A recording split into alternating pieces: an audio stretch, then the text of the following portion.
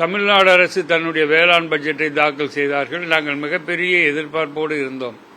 திமுக அரசை வீழ்த்த வேண்டும் என்பதற்காக தமிழ்நாடு முழுவதும் சுற்றுப்பயணம் செய்து அவர்கள் விவசாயிகளுக்கு 5 வருஷமும் ஒன்றும் செய்யலைன்னு சொல்லிட்டு இந்த அரசை கொண்டு வந்தோம்.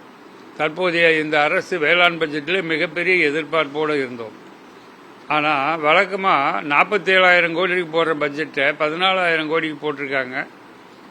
அதே நேரத்தில் விவசாயிகளுக்கு கொடுத்த இந்த திட்டங்கள் எல்லாம் பார்த்தீங்கன்னா 75% குறைக்கப்பட்டுள்ளது. இது குறை பட்ஜெட் என்றாலும் இவ்வளவு குறைக்க வேண்டிய அவசியம் இல்லை. ஆனால் அரசாங்கம் மிக மிக மோசமாக அதிகாரிகள் தான் இதுக்கெல்லாம் காரணம்னு நான் நினைக்கிறேன்.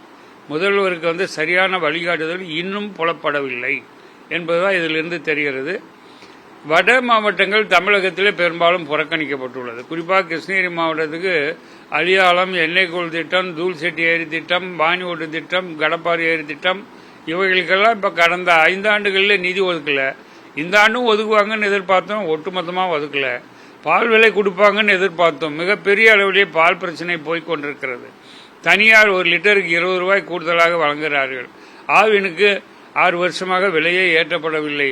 இந்த நிலைமையே தொடர்ந்து கொண்டிருக்கிறது. இந்த நிலைமையில் பால் நிறுத்தலாமா என்ற சூழ்நிலை உருவாகி கொண்டிருக்கிறது. பெரும்பாலான இடத்திலே பால் நிறுத்திவிட்டார்கள். 35 லிட்டர் கொள்முதல் தமிழகம் முழுவதும் வந்தது. இன்னைக்கு 24 லட்சம் லிட்டர் கீழ் வந்துவிட்டது. ஆகவே விவசாயிகளுக்கு இந்த பட்ஜெட்டிலே ஒன்றுமே இல்லை. ஏமாற்றம். இந்த தமிழகம் முழுவதுமே மிகப்பெரிய ஏமாற்றத்தை விவசாயிகள் சந்திக்கிறோம். இது எப்படி ஈடு செய்ய போகிறார் முதல்வர் என்பதுதான் எங்களுடைய கவலையாக இருக்கிறது, கலக்கமாக இருக்கிறது. கிருஷ்ணகிரியிலிருந்து பேசுகிறோம். விவசாயிகளுக்கு ஃபுல்லாக ஏமாற்றம் தான் மிச்சமாக இருக்குது. எதுவுமே ஏற்றுறாமன்னா ஒன்றுமே ஏற்றலை. பால் விலை ஏற்றலை.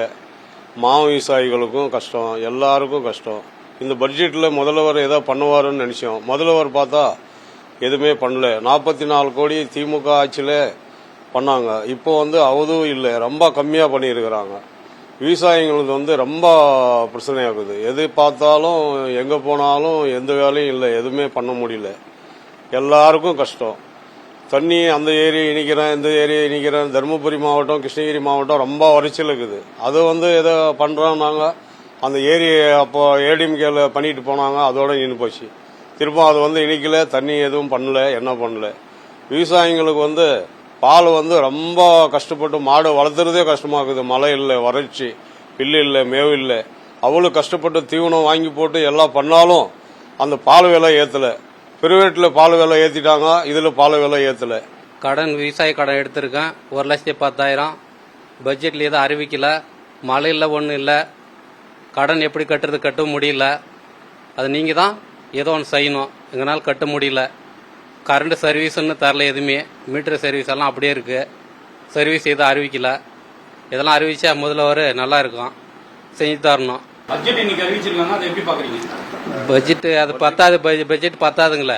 விவசாய கடன் தள்ளுபடி செஞ்சதுதானே. நம்ம மழையில் ஒன்றும் இல்லை, என்ன செய்ய, எப்படி கட்ட முடியும்?